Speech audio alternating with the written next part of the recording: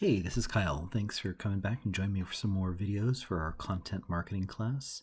Today I want to talk about content marketing for B2B audiences. As you know, there's an upcoming assignment for you and your partner where you will be selecting a client and you will be putting together a B2B specific content marketing plan for them. I know that you've all probably been introduced to B2B in previous classes, but in case there are some questions about what we're looking for in the assignment, I wanted to give you some context. I also wanted to specifically talk about B2B in relationship to content marketing, so you've got a good framework for this assignment. All right, so I think most of you were probably exposed to the concept of B2B marketing all the way back in Marketing 101.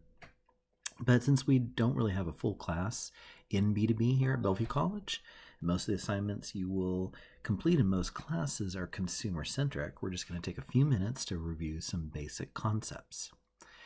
Now, I would define B2B marketing as creating, pricing, distributing, and promoting products to build relationships with businesses for commercial use. So that's really just a tweak on the standard definition of marketing that I've proposed before. This differs from consumer marketing, where we're building relationships directly with general consumers. I think that B2B marketing can be tricky because you are not just researching your client. You really need to research who their client is as well, and the relationship that exists between those two parties. You will be able to articulate what you bring to the table for your client when you can show how your company is providing assistance in them making their sale. So what does your product or service help with? How does your knowledge of the situation impact their choice to go with you over another competitor? How does your knowledge of relationship marketing offer a point of differentiation that merits the sale? A lot of these ideas that I'm talking about here borrow from relationship marketing concepts that we teach in Marketing 255. And it also is kind of harking back to some of the ideas we talked about in the very first few lectures in this class, where we were saying that, really great content marketing is all about adding value for your audience. Okay, so when I'm thinking about B2B content marketing, I wanted to highlight a book. Usually when I teach this class, I have students read Ardith Alby's Digital Relevance, Developing Marketing Content and Strategies that Drive Results. It's the book you see here on the right side of the screen. It shares a lot of the same ideas that we're reading about in the Polizzi book, but it does a nice job of framing content creation and curation for a specific B2B audience. I thought that I would, highlight some of the key ideas that are in the book that she came up with. I really wanted to reiterate this idea that we talked about in the very first lecture in this class, that, most marketing is not compelling or useful. Marketing needs to be anticipated, loved, and wanted, and authenticity is key. And because it really connects with a lot of what Albee is writing in her book. And she's just given us some thoughts about how do we make authentic and valued content for this distinct audience. Hopefully this will give us some great ideas to think about as we're getting ready for our partner projects. Okay, so we've talked about relevance before, and I think it's good for us to accept that relevance is not always easy. Relevance is not always intuitive on how do we do that. That can be difficult in consumer marketing. I think it's particularly difficult with B2B marketing. So if I'm telling you, or your boss or your client says, hey, go be relevant, well, that's an ambiguous task because every audience that you'll be serving is different. They all have different interpretations of that. You have different interpretations of that. I think the easiest way for us to get to a place where we're kind of seeing eye to eye is the idea of having a strategy.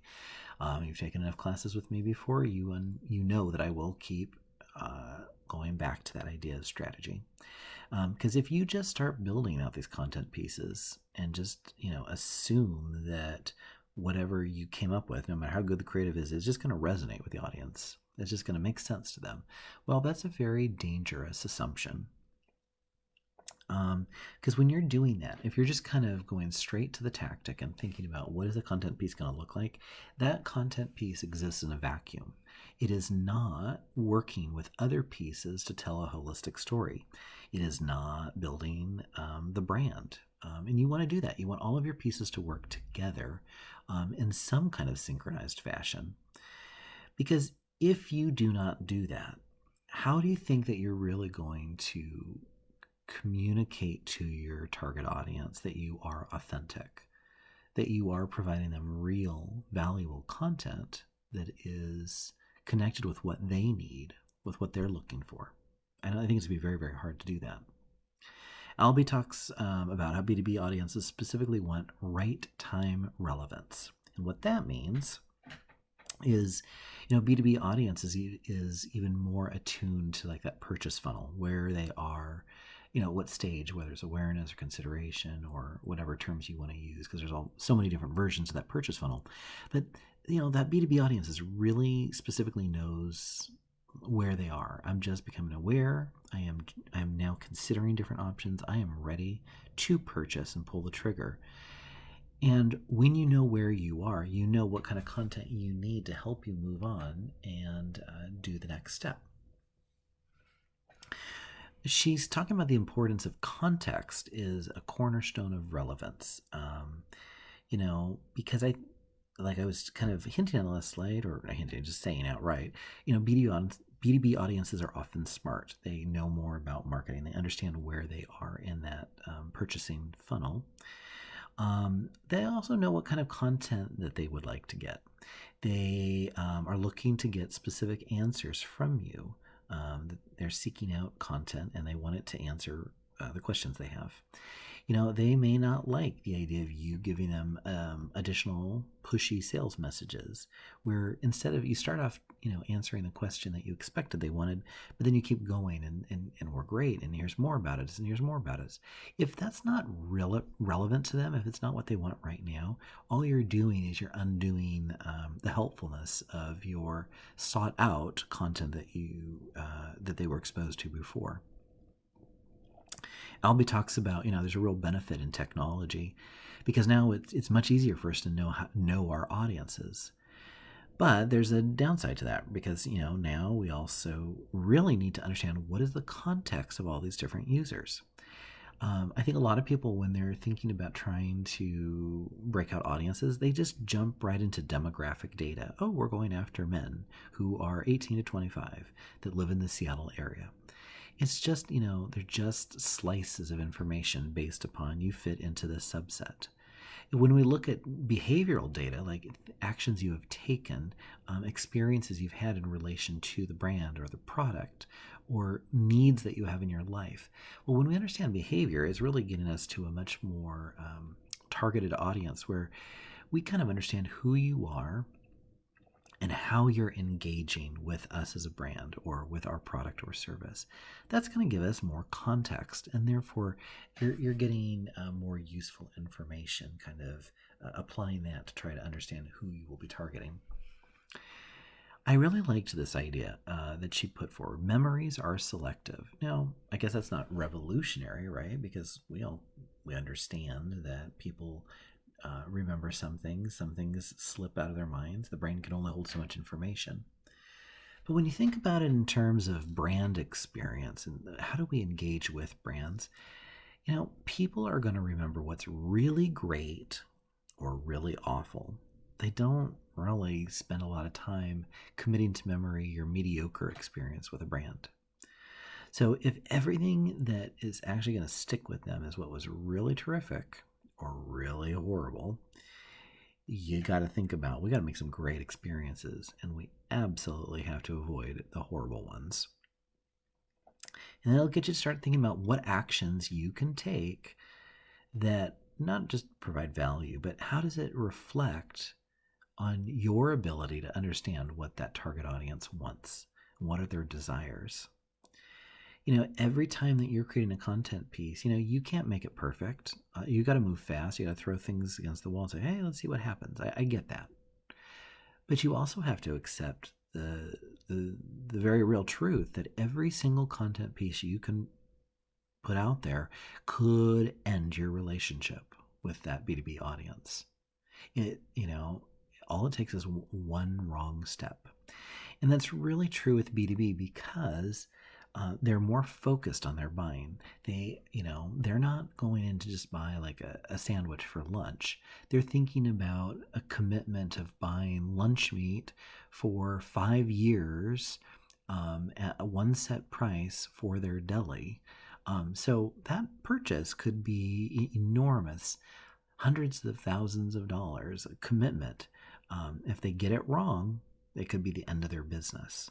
So you can see why content pieces are particularly important to that B2B audience. They need to get the correct information right now before they make that big high-end purchase.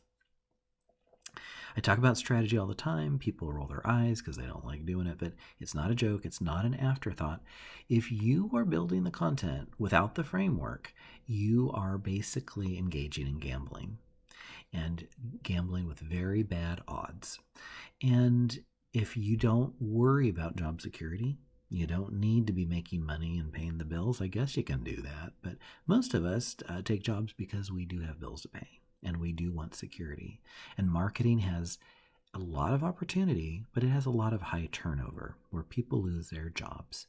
So I would suggest that you really get on board with the idea that having that strategic framework and understanding this context is going to be critical for your career advancement and just keeping your job in the first place. Albie talks about the relevance maturity matrix in her books. This really frames a lot of the different chapters in her book. She's basically saying, hey, relevance is kind of achieved in different levels. On the left-hand side, you're seeing things where we're kind of looking from an inside-out perspective. And what we want to do is we move over to the right side of this chart and have more of an outside-in perspective. So the first stage is just being irrelevant. Well, that's pretty clear. You don't want to be irrelevant. Shifting relevance suggests that brands are trying to provide value and they're trying to be authentic. But you know what? Sometimes that shifts. There are slips between letting the audience be heard, where they get a chance to kind of direct, here's the content I need, where we go back to the old style of talking at the target. So that's something we want to be careful of, because that's not really how content marketing works. We want to be authentic and provide relevance. Okay, the third stage of social relevance, it really reflects an understanding that the consumer is in control, that things have changed as we've all become addicted to the internet and have endless opportunities for connection. This is where you start to have that outside-in perspective. Radical relevance is even better. That's where we want to go to. This is where you are like driven. Your company is built around an obsession with serving their customers. So, if you're looking at case studies around this, you'd hear things like Zappos, where, the whole company model was built on like, we live to serve. It's not just about that service, though. It's not just an obsession. It's also about the idea that the brand is using all their data to anticipate their needs. They look at that full customer journey, and then they're making predictions about what could happen next. Because by predicting, they're doing everything they can to serve their consumers, which is what they want to do. Albie talks about the idea of positioning. We know we've talked about this in other classes before. I define positioning as the association of a brand's unique features with consumer needs, which helps the consumer differentiate between competing options. You're seeing consumer mentioned in that definition, but let's look at that through a lens of B2B audiences. So, most B2B buyers probably don't see much of a difference between, hey, let's differentiate ourselves from our competitor set. And that's kind of what we would normally do in advertising. Like, hey, we're the best one. Buy us. Love us up. Versus finding alignment with customer needs. This is different. Instead of focusing like, hey, extolling the virtues of how great we are compared to so-and-so over there, it's like, hey, I understand that you need this, and the great news is we provide that. It's all focused on the consumer. And that really plays up the value of content marketing. And I think that's a really important consideration for you to think of as you're putting together your ideas for all your different projects in this class. I think a lot of brands have a very hard time articulating their distinct value. I think when it comes to B2B, a lot of it seems very dry and it seems, oh, we can't be special and distinct. You know what? You're going to have to find a way to make it interesting. If you're going to be doing B2B marketing, if you can't find a way to make it interesting, you're going to be out of a job. Everything can be interesting to the right audience. You have to find a way. That's what good marketing is. You're making connections for the right product for the right audience. When I guess positioning, I just ask you, like, hey, what is that intersection of your strengths and your audience's needs? And a lot of times when people ask for feedback on their research, I say, well, you've given me some understanding of who you are as a brand. You've given me maybe some understanding of who you're going to be targeting this audience to. But I often don't see this kind of discussion about how do we, what is that intersection? Where do the two meet? And that's when you can do that, that's when it becomes really easy to start defining objectives. So I really encourage you all to be thinking about that framework and using it to help guide the work that you do. Like every book, people they love to talk about execution as well, and Albie's no different. She's got some recommendations of different social media platforms that work for different types of activities for the B2B audience. So she's saying like, oh, hey, if you want to do fun, use a blog. If you want to help people understand how to do business, do discussions. These are all just high-level ideas. She's not saying you have to use these platforms, but there's some really good ideas here to get you started in thinking about. Because when you are doing your projects in class and you tell me what your tactical ideas are, you need to be able to explain to me, here's the rationale why. You can't just say, okay, we're doing a blog because, it's a blog. You need to be able to explain, why does that platform serve the objectives, serve the strategy? How does it help us do the work?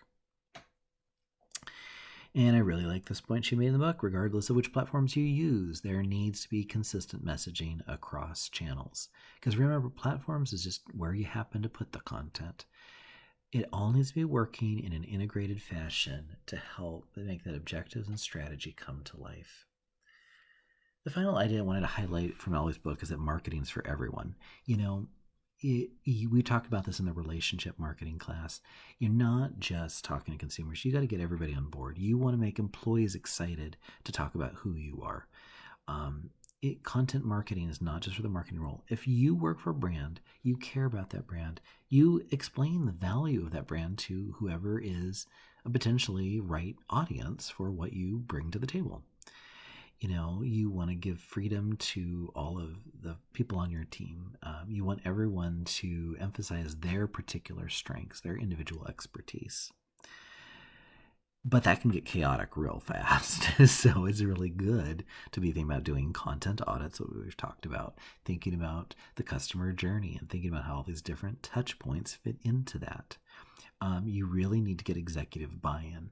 Because if you don't have the people at the top believing in content marketing and understanding how it has a strategic framework, well, it will get chaotic.